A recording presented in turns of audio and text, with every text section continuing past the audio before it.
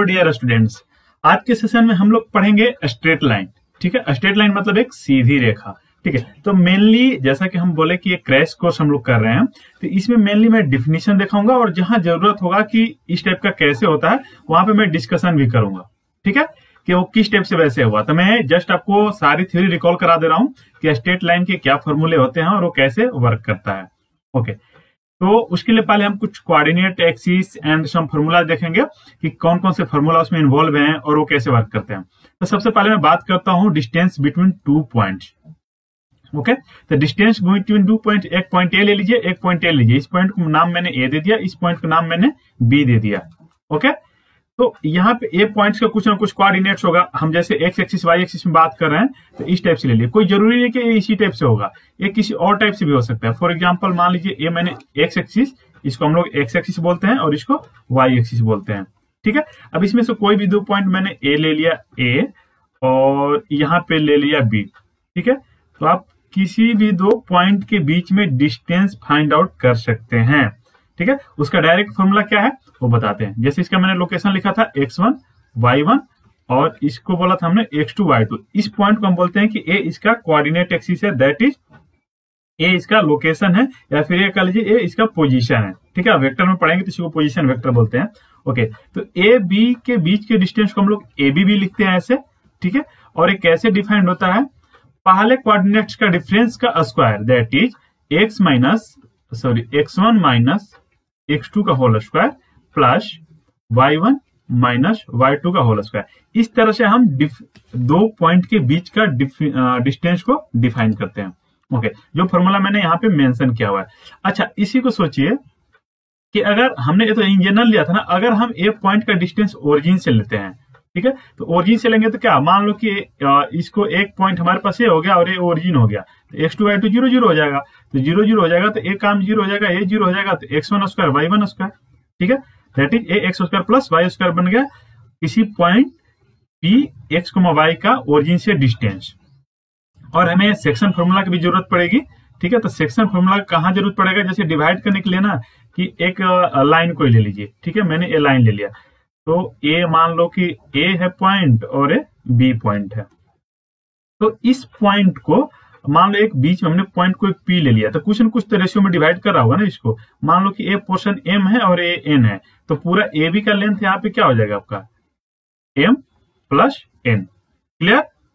Okay, तो इसको हम लोग सेक्शन फॉर्मूला बोलते हैं, दैट इज पी का कोऑर्डिनेट्स हमने यहाँ पे फाइंड आउट करना होता है। ठीक है, तो पी के कोऑर्डिनेट्स फाइंड आउट करने के लिए जो फॉर्मूला यूज करते हैं उसी को सेक्शन फॉर्मूला बोलते हैं। तो इसको मैंने मेंशन किया, वो सिंपली मान लीजिए कि पी का लोकेशन है, इसको कुछ एक्स वाई मान लीजिए, दैट इज हमें एक्स और वाई निकालना है यहाँ पे। ठीक है, तो एक्स वाई के लिए सिंपली क्या करेंगे, पी ए का कोऑर्डिनेट्स क्या हमने माना था x1 y1, बी का कोऑर्डिनेट्स माना था x2 y2। तो जहां वहां से हमारा डायरेक्टली जो x y निकलेगा वो हो जाएगा, ए था ए था बी, ये था x1 y1 और ये था x2 y2। ठीक है, ये बीच में मैंने p लिया था जिसका कोऑर्डिनेट्स था x y। तो x इक्वल टू हो जाएगा, इसका देखो ये हमारा m था और ये हमारा n था, ये m इंटू इसका पहला x2, m1 इंटू x2। फिर यहाँ पे मैंने m की जगह m1 लिया हुआ है और n की जगह m2 लिया हुआ है, इस टाइप से लिया हुआ है। ओके, तो इतना इंटू इतना प्लस ए, m2 वाला ए इंटू इसका फर्स्ट, तो देखो m2 इंटू m1 x1 अपन में इन दोनों का सम। ठीक है, इसी तरह y के लिए भी करेंगे, तो m1 into y2 plus m2 into y1 अपन में दोनों का सम। एक कब, जब अगर इंटरनली डिवाइड कर रहा होगा। ठीक है, अगर जैसे मान लो ए पॉइंट ए हुआ, ए हो गया और बी हो गया, और एक पॉइंट इसी पे आगे बढ़ के हमने पी लिया। ठीक है, तो बाहर चला गया ना, तो इसको हम लोग बोलते हैं एक्सटर्नली। ठीक है, तो उस केस में जो पॉइंट का होता है सिमिलरली इसी में होता है, बस प्लस की जगह आपको माइनस कर देना है।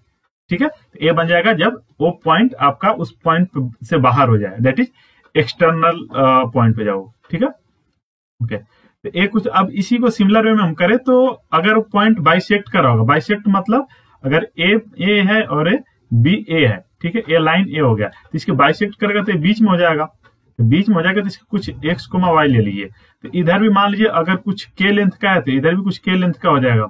ठीक है, तो इस फॉर्मूले में रखिए, तो रखेंगे तो क्या हो जाएगा, ए हो जाएगा, M1 भी के हो जाएगा, M2 भी के हो जाएगा, तो इस दोनों में से के निकल जाएगा कॉमन, और नीचे M1 प्लस M2 क्या हो जाएगा, 2k हो जाएगा। तो के से के कैंसिल आउट हो जाएगा, तो क्या बचेगा, x2 प्लस x1 अपन में 2। तो ये वही चीज लिखा हुआ है। सिमिलर वे में आपका y भी वैसे हो जाएगा, y1 प्लस y2 अपन में 2। ओके, तो आई थिंक ये आपको सेक्शन फॉर्मूला काफी हेल्पफुल रहेगा आपके लिए। कुछ मैंने इंपॉर्टेंट स्ट्रक्चर का फॉर्मूला लगेगा, आप कैसे आइडेंटिफाई करोगे, या कैसे आप एग्जाम में जब आपको काम पड़ेगा तब कैसे बताओगे कि कोई स्ट्रक्चर इस टाइप से दिया हुआ है या फिर इस टाइप से दिया हुआ है, मतलब वो स्क्वायर होगा या रोम्बस होगा या पैरेललोग्राम होगा या रेक्टेंगल होगा। तो कुछ मैंने उसके लिए भी कलेक्शन किया हुआ है, तो उसको मैं जल्दी से डिस्प्ले कर देता हूं। ये देखिए, अगर आपको 4 पॉइंट्स दिए हों A, B, C और D, ठीक है, तो इन पॉइंट्स से जो रीजन बनेगा वो कैसा भी बन सकता है ना, इस टाइप से भी बन सकता है, ठीक है, सॉरी इस टाइप से कैसा भी बन सकता है। तो हमें अगर मतलब ऑप्शन चारों दिया होगा तो हम क्या देखेंगे, अगर हमें पैरेललोग्राम चेक करना होगा तो हम सिंपली देखेंगे जो डायगोनल ABCD बनेगा, इसको सर्कल में हम लोग ऐसे बना लेते हैं, ABCD, एक पूरा साइकिल में हो गया। ओके, मतलब साइकिल मतलब कि ABCD कंटिन्यू रहेगा, ये नहीं कि ए के बाद डी लिख सी लिख दो फिर D लिखो फिर B लिखो, इस टाइप से एक कंटिन्यूटी रहेगा। ओके, तो अगर जो डायगोनल क्या होंगे, देखो AC और BD डायगोनल होगा, तो हमें सिर्फ ये दिखा देना है कि वो डायगोनल एक दूसरे को बाइसेक्ट कर रहे हैं, तो वो क्या बन जाएगा आपका पैरेललोग्राम। ओके, समांतर चतुर्भुज, ठीक है। अब उसी तरह बात आती है रोम्बस की, ठीक है। तो रोम्बस के लिए हमें क्या करना होगा, सिंपली ये दिखाना होगा कि ये जो कंडीशन था वो बाइसेक्ट तो कर रहे हैं, ठीक है, मतलब वो जो दोनों डायगोनल बाइसेक्ट कर रहे हैं, ओके, और जो एडजेसेंट साइड्स हैं, ठीक है, इस ABCD के जो एडजेसेंट साइड्स है दैट इज AB और BC, ये AB और ABC ये दोनों क्या हो जाएंगे, इक्वल हो जाएंगे, ठीक है। तो अगर इस टाइप का होता है तो हम बोलेंगे को रोम्बस होगा। ओके, नेक्स्ट अगर हमें दिखाना हो कि वो स्क्वायर होगा, तो स्क्वायर के लिए तो एक तो हम ये दिखा देंगे कि सारे साइड्स बराबर होंगे, दैट इज AB बराबर BC बराबर CD बराबर, इस टाइप से सारे बराबर हो। तो सारे बराबर तो आपको ऐसे भी तो हो सकता है ना, ठीक है, तो सारे बराबर हो और प्लस में इसके जो डायगोनल्स हैं एक दूसरे को बाइसेक्ट कर रहे होंगे। ओके, और भी आप दिखाना चाहें तो ये देखो डायगोनल का सिंपली आप ये दिखा दीजिएगा कि चारों साइड्स बराबर हैं और दोनों डायगोनल का लेंथ बराबर है, दैट इज AD बराबर सॉरी AC बराबर BD हो जाए, ठीक है। तो अगर चारों साइड्स आपस में बराबर हो और दोनों डायगोनल का लेंथ बराबर है तो फिर वो आपका स्क्वायर बन जाएगा, ठीक है। या फिर मैंने कुछ और भी यहाँ पे मेंशन कर रखा है, तो आप ऐसे इस वे में भी कर सकते हैं, दैट इज कि इसके जो दोनों डायगोनल है आपस में इक्वल हैं और एक दूसरे को बाइसेक्ट कर रहे हो, ठीक है, एंड एडजेसेंट साइड्स जो है वो इक्वल हो। तो बात वही हो गया, इतना करने के बाद आप सिंपली देख लेना कि चारों साइड्स बराबर हो और दोनों डायगोनल भी आपस में बराबर हो। छह चीज आपको देखना है, अगर 6 बराबर हो गया तो आपका काम बन जाएगा। आपस में बराबर नहीं, साइड्स आपस में बराबर और डायगोनल आपस में बराबर। उसी तरह जब हमें रेक्टेंगल देखना होगा, मतलब आयत, रेक्टेंगल देखना होगा, तो उस केस में हम क्या करेंगे कि सिर्फ हम दिखाएंगे कि इसके अपोजिट साइड्स, ठीक है, अपोजिट साइड्स इक्वल हो और ए वाला साइड्स इक्वल हो और साथ में डायगोनल भी इक्वल हो। तो अगर ऐसा होता है मतलब दो साइड बड़ा वाला, दो साइड छोटा वाला और दो डायगोनल, ये तीनों बराबर हो, तो हम बोलेंगे कि ये आपका रेक्टेंगल होगा। या फिर आप देखेंगे दोनों डायगोनल, जो डायगोनल वाला है, डायगोनल इक्वल हो और एक दूसरे को बाइसेक्ट कर रहे हो, तो भी वो आपका बन जाएगा रेक्टेंगल, ठीक है। एक कुछ थे हमें शेप से रिलेटेड, कि शेप से रिलेटेड अगर हमें क्वेश्चन पूछा जाता है तो वो क्या बनेगा, ठीक है, मतलब किस टाइप का फिगर बनेगा। ओके, अब हम नेक्स्ट आते हैं स्ट्रेट लाइन पे। स्ट्रेट मतलब सीधा होता है, ठीक है, लाइन हम सिर्फ नहीं कर सकते, लाइन तो ये भी तो है ना, देखिए इसको क्या बोलते हैं, वक्र रेखा, मतलब कर्व, ठीक है, टेढ़ी मेढ़ी रेखा। ओके, तो हम स्ट्रेट लाइन की बात करें, स्ट्रेट लाइन मतलब आप किसी भी दो पॉइंट के बीच में, ये देखिए ये लाइन जो मैं ड्रा कर रहा हूं, ये क्या है, आपका स्ट्रेट लाइन है। ओके, तो हम अब स्टडी कर रहे हैं इस स्ट्रेट लाइन के बारे में। तो स्ट्रेट लाइन से रिलेटेड आपके क्या क्या पॉसिबिलिटी हो सकते हैं, दैट इज आपको कंस्ट्रक्ट करने के लिए दे देगा कि कोई दो पॉइंट दे दिया, ए पॉइंट होगा और ए बी पॉइंट होगा, तो बोलेगा कि इस पॉइंट को कुछ लोकेशन दिया रहेगा कि x1 और y1, और उसी तरह b का दे देगा x2, y2। तो ये पूछेगा कि जो ए बी के बीच में जो लाइन बनेगा, स्ट्रेट लाइन बनेगा, उसका इक्वेशन क्या होगा। ओके, पहला चीज तो आपको ये दे सकता है। सेकेंड थिंग आपको क्या बोलेगा कि मतलब पहला हमने क्या बात किया, इक्वेशन। दूसरा बोल सकता है कि इसके बीच में जो लाइन बनेगा उसका स्लोप क्या होगा। क्लियर? ओके। तीसरा ये पूछ सकता है कि ये जो, इसको मैं यहाँ पे सेपरेट ड्रा कर ले रहा हूं ताकि आपको क्लियरली दिखे कि मैं क्या बताना चाह रहा हूं। ठीक है, ये ए है हमारा, ए बी है।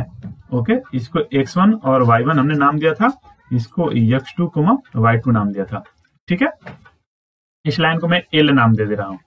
तो जैसे हमने ये दो तीन ऐसे, मतलब जो भी पॉसिबिलिटी है ना, आप सारे इन क्वेश्चंस का कलेक्शन कर लेंगे, तो इससे क्या होगा कि आपको ये पता चल जाएगा ओवरव्यू कि ओके हमें क्या क्या पॉसिबल हो सकता है इस टाइप के प्रॉब्लम्स में, स्ट्रेट लाइन में। तो पहला इक्वेशन हो गया, दूसरा स्लोप हो गया। तीसरा ये पूछ सकता है कि चलो भाई ठीक है, आपको ये 2 पॉइंट दे दिया, उस पॉइंट का इक्वेशन बताओ जो इस लाइन पे परपेंडिकुलर हो। दैट इज, अब हमसे क्या पूछा जा रहा है, इस लाइन का इक्वेशन पूछा जा रहा है। ठीक है, तो पहले तो इसका मतलब ये हुआ ना यहाँ से कि अगर आपको इसका बारे में कोई इन्फॉर्मेशन है तो आप ये निकाल सकते हैं, तभी तो इसको पूछा जा रहा है। ओके, तो नेक्स्ट क्या हो गया, equation of a line perpendicular to given data. ठीक है, दैट इज, ये डाटा दे दिया, इससे जो लाइन बना उस पर परपेंडिकुलर, देख रहे हैं कितना घुमा के दे रहा है, ऐसा पूछता है। डोंट वरी, मैं ये मत सोचना कि मैं अपने से बता रहा हूं। ओके, अब नेक्स्ट फोर्थ पे देखते हैं। आपको क्या दे सकता है कि एक पॉइंट मान लो यहाँ पे दे दिया P, और इस पूछेगा कि इस P का इस लाइन से डिस्टेंस क्या होगा। ओके, तो अब ये तो बड़ी कंफ्यूजिंग वाली बात होगी ना कि भाई अब डिस्टेंस कैसे निकालें। तो देखो, ए भी डिस्टेंस हुआ, ए भी डिस्टेंस हुआ, ए भी, तो डिस्टेंस तो बदलते जा रहा है। तो आप कैसे बताएंगे कि ये डिस्टेंस क्या होगा। तो डिस्टेंस मतलब ये होता है ना, मिनिमम ऑफ ऑल डिस्टेंसेज। अब क्या आप इतना सारा डिस्टेंस कैलकुलेट करेंगे, पहले यहां से लीजिए, यहां से लीजिए, यहां से, ये नहीं करेंगे। तो कुछ तो ऐसा रूल होता होगा जिससे हम डायरेक्टली देख के बता देंगे कि मिनिमम डिस्टेंस क्या होगा। ओके, तो अब हमें क्या पूछ सकता है, डिस्टेंस कहां से, एक पॉइंट से एक लाइन के बीच में। अच्छा, और भी कुछ पॉसिबिलिटी देखते हैं। और क्या दे सकता है, ये भी तो दे सकता है कि एक लाइन को खींच दिया टेढ़ा मेढ़ा। ठीक है, मान लो कि मैंने एक लाइन ए ले लिया, अब ये पूछेगा कि इस दोनों लाइन के बीच का डिस्टेंस क्या होगा। क्लियर? इस लाइन को मैं कुछ L2 नाम दे रहा हूं और ये आपका L1 लाइन है, ये भी पॉसिबिलिटी है। तो अगर ये दो लाइन दिया हो तो हम उनके बीच का डिस्टेंस कैसे निकालेंगे। ठीक है, तो अगर दो लाइन अगर पैरेलल नहीं है ना, तो उनके बीच का डिस्टेंस 0 होता है। ये ट्रिक है, डायरेक्टली कैसे होगा वो भी मैं बाद में बता दूंगा, अगर भूल जाऊंगा तो आप लोग याद दिला देना। ओके, नेक्स्ट आते हैं कि अगर दो लाइन पैरेलल हो तो उनके बीच का डिस्टेंस क्या होगा। दैट इज, ये आपका CSIR नेट में भी पूछा हुआ क्वेश्चन है। CSIR नेट जून 2020 का जो एग्जाम हुआ था नवंबर में, उसमें एक क्वेश्चन पूछा हुआ है कि दो लाइन दिया हुआ था और पूछा था इनके बीच का डिस्टेंस क्या होगा। तो आप समझ सकते हैं कितना इंपॉर्टेंट है। ठीक है, गेट में भी पूछता है। ओके, और ये भी पूछ सकता है कि अगर दो लाइन हमें दिया हो तो वो पैरेलल कब होगी, वो परपेंडिकुलर कब होंगी, वो एक दूसरे को इंटरसेक्ट कब करेंगी, वो कंकरेंट कब होंगी, एक दूसरे के ऊपर लाई कब करेंगे। ऐसे बहुत सारी पॉसिबिलिटी है। ठीक है, मैंने सारे एस्पेक्ट्स आपको कवर कर लिया। अब मैं क्विकली 1 by 1 आपको सारी चीजें बताता हूं। ओके, आई थिंक यहां तक सबको क्लियर होगा। ठीक है, हम लोग स्ट्रेट लाइन पढ़ रहे हैं ना। ठीक है, तो मैं बिल्कुल शुरू से करता हूं कि अगर आपको जैसे एक्स एक्सिस वाई एक्सिस आप ड्रॉ करना जानते होंगे, तो आपको अगर मैं पॉजिटिव साइड में बोलूं कि मैं एंगल पॉजिटिव डायरेक्शन में मेजर कर रहा हूं, तो इसका मतलब आप क्या समझेंगे, ये देखिए, ए आपका एक्स एक्सिस हो गया और ए आपका क्या है, वाई एक्सिस है। तो जब मैं पॉजिटिव डायरेक्शन में बात करूंगा, इसका मतलब इसको हम इस वे में मेजर करेंगे, और जब मैं नेगेटिव डायरेक्शन बोलूंगा तब आप इधर देखेंगे। अच्छा, पॉजिटिव डायरेक्शन के लिए एक और वर्ड यूज होता है, क्या, clockwise, anti clockwise. Anti clockwise, anti clockwise क्यों, क्योंकि आप ऐसे घड़ी देखोगे तो घड़ी का सुई किधर टिक टिक चलता है, इधर की तरफ चलता है। ओके, तो हम इसके उल्टा एंगल मेजर कर रहे हैं ना, तो क्या बोलेंगे, उल्टा के लिए एंटी क्लॉकवाइज। अच्छा, इसको कहीं कहीं ना काउंटर क्लॉकवाइज भी बोलता है। ठीक है, anti clockwise, counter clockwise, positive direction, कुछ भी ऐसा दिख सकता है आपको। ओके, तो आपको एक चीज पता होगा कि अगर ए थीटा दिया हुआ है तो हम स्लोप कैसे निकालते थे, अगर हमें थीटा पता हो तो स्लोप होता है किसका, इस लाइन, इसको मैं नाम एल दे दिया, तो स्लोप ऑफ एल जो हो जाएगा वो हो जाएगा आपका tan थीटा। और स्ट्रेट लाइन में स्लोप को हम लोग m से रिप्रेजेंट करते हैं। क्लियर? यहां से आपको समझ में आ गया कि स्लोप क्या होगा जब आपको एक एंगल दिया हो in the positive direction of x axis. ठीक है, मेकिंग पॉजिटिव एंगल। एक्चुअली मैं इसलिए ये बात बोला मेकिंग पॉजिटिव एंगल, क्योंकि देखिए अगर आपको कोऑर्डिनेट्स इस टाइप से दिए हों तो मैं पॉजिटिव साइड तो ये ले लिए, अगर मैं पॉजिटिव डायरेक्शन ना बोलूं तो हो सके आप गलती से निगेटिव डायरेक्शन में इधर से समझ लें, तो आप बोलेंगे ये भी तो सर हमने पॉजिटिव डायरेक्शन में लिया था, एक्स एक्सिस पॉजिटिव डायरेक्शन लिया हुआ है ना, सो पॉजिटिव एंगल। तो अब जो मोस्ट ऑफ द बातें होंगी आपको सिर्फ फर्स्ट क्वाड्रेंट में बातें होंगी, बाकी फर्स्ट क्वाड्रेंट मतलब क्या, इस टाइप से जो प्लस टाइप से हमने बनाया था, तो ये फर्स्ट क्वाड्रेंट है, ये सेकेंड है, ये थर्ड है और ये फोर्थ क्वाड्रेंट होता है। क्लियर? तो मोस्ट ऑफ द बातें यहीं पे होती है, बाकी इसी की इक्विवेलेंट तीनों में आपका काम होता है। ओके, ठीक है। तो जब आपको एंगल पता हो तो आप वहां से स्लोप बना लेंगे, स्लोप बन गया तो लो इक्वेशन बन गया। इक्वेशन क्या होगा, इक्वेशन मान लीजिए कि मैं उसको ऐसे ही नाम दे रहा हूं कि इक्वेशन ऑफ स्ट्रेट लाइन। ठीक है, तो लाइन के लिए मैं एल सिंबल लिख लिया। ठीक है, और वो क्या हो जाएगा, y इक्वल टू ये जो स्लोप है ना इसको लगा दीजिए, slope mx plus c. C क्या है, एक कांस्टेंट है जो हम गिवन कंडीशन के अकॉर्डिंग फाइंड आउट करेंगे। ठीक है, तो ये हो गया आपका general equation of a straight line when you have given a theta that is angle. Okay, आप इसको दूसरी लैंग्वेज में ऐसे कर सकते हैं, when you have given tangent और slope of a line, then how you will construct a equation of line. In that case we will do like this, that is directly put m here and construct y equal to mx plus c. Okay, इसको कहते हैं slope form equation. ठीक है, आप नाम पे मत जाइएगा, नाम से कोई फर्क नहीं पड़ता, नाम वही है ना। जैसे कभी कभी हम बोलते हैं पॉइंट इक्वेशन के फॉर्म होते हैं point slope form. Okay, point slope form में क्या होगा, आपको एक पॉइंट दिया रहेगा, तो जैसे मैं बोलूंगा कि एक इक्वेशन कंस्ट्रक्ट करिए जिसका स्लोप m है और एक पॉइंट कुछ मान लो कि x, y है। ठीक है, x1, y1 है, तो आप ये जो c निकालेंगे ना तो इसकी हेल्प से निकलेगा, तो c क्या हो जाएगा आपका यहाँ पे y1 माइनस mx1। ठीक है, तो c निकल गया, यहाँ पे उठा के रख दीजिए तो बन गया। तो इसको बोलते हैं पॉइंट स्लोप फॉर्म, मतलब एक पॉइंट और एक स्लोप पता हो। जो मैं बोला था ना कि सी आप कैसे निकालेंगे, गिवन कंडीशन, तो इसी को मैं कंडीशन आप समझिए, चाहे पॉइंट स्लोप फॉर्म बोलिए। कभी कभी होगा कि आपको दो पॉइंट दिया रहेगा तो उसको बोलते हैं पॉइंट पॉइंट फॉर्म। तो इस केस में स्ट्रेट लाइन का इक्वेशन क्या हो जाएगा। ठीक है, अगर आपको दो पॉइंट दिया हो तो उस केस में हमें स्ट्रेट लाइन का इक्वेशन निकालना होगा, तो बहुत सिंपल है। ठीक है, तो इसके लिए आप क्या करेंगे, directly y minus y1 equal to y1 minus y2 upon में x1 minus x2 into x minus x1 कर लीजिएगा। ठीक है, अच्छा इसका अल्टरनेटिव फॉर्म भी है। ओके, मैं यहाँ पे आपको लिख के दिखाता हूं इसका अल्टरनेटिव फॉर्म क्या है, आपको किसी भी टाइप से दिया जा सकता है। ओके, आपने पॉइंट स्लोप फॉर्म देख लिया।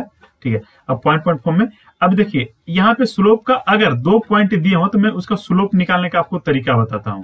ओके, अगर पॉइंट ए दिया हो और बी दिया हो, ठीक है, तो ए का कोऑर्डिनेट क्या होगा, x1 और y1 ले लीजिए और इसका x2 y2 ले लीजिए। तो इस केस में आपका जो स्लोप हो जाता है डिफरेंस ऑफ y कोऑर्डिनेट अपन में डिफरेंस ऑफ x कोऑर्डिनेट। आप इसको ना ऐसे के बदले ऐसे भी लिख सकते हैं, इससे कोई फर्क नहीं पड़ता, y2 माइनस y1 अपॉन में x2 माइनस x1। एक कैसे होगा, जस्ट ऊपर नीचे माइनस कॉमन ले लीजिए। क्लियर? ओके, तो यहां से स्लोप पता चल गया। तो स्लोप को मैं क्या बोला था कि स्ट्रेट लाइन में हम लोग क्या नाम देते हैं, एम लिखते हैं। क्लियर? ए मैं लाइन ड्रॉ कर दे रहा हूं, जो लाइन बनेगा वो ये चीज बना। ठीक है, यहाँ पे इसको मैंने नाम दे दिया एम। अब देखिए एक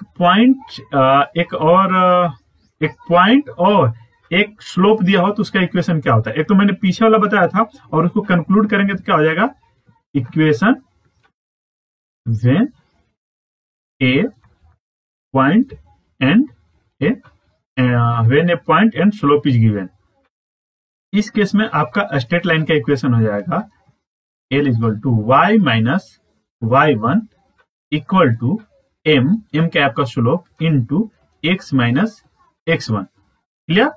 अब देखिए इसी m को उठा के रख दीजिए, एक a भी होता है पॉइंट एंड स्लोप के फॉर्म में। ठीक है, तो इसको m को उठा के रखेंगे तो क्या बनेगा, y minus y1 equal to y2 minus y1 upon में x2 minus x1 into x minus x1। तो थोड़ा देर पहले मैंने यही लिखवाया था।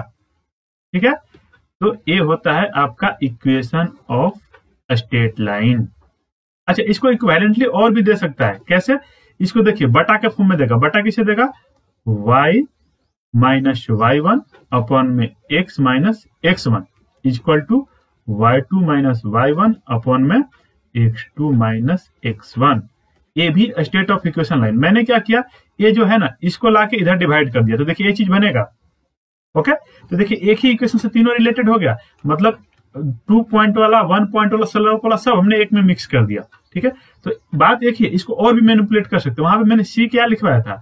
सी लिखवाया था मैंने y1 माइनस mx1, ये लिखवाया था ना। अब देखिए मैंने वहां स्लोप वाले फॉर्म में लाता हूं, तो पहले इक्वेशन से यहाँ पे आ जाइए। y इक्वल टू क्या हो जाएगा? y1 plus mx minus mx1। Clear? अब इसको हम क्या, mx को ऐसे छोड़ दिए और y1 माइनस mx1 को हमने क्या लिखा? c, तो प्लस c कर दिया। तो जो वेरी फर्स्ट मैंने इक्वेशन बताया था वो यही बताया था, याद हो आपको तो, कि y इक्वल टू होता है आपका mx प्लस c। जहां भी है ना, जितने भी फॉर्म आपको पढ़ना है सब इन्हीं को घुमा फिरा के इधर से उधर किया जाता है, और कुछ भी नहीं है।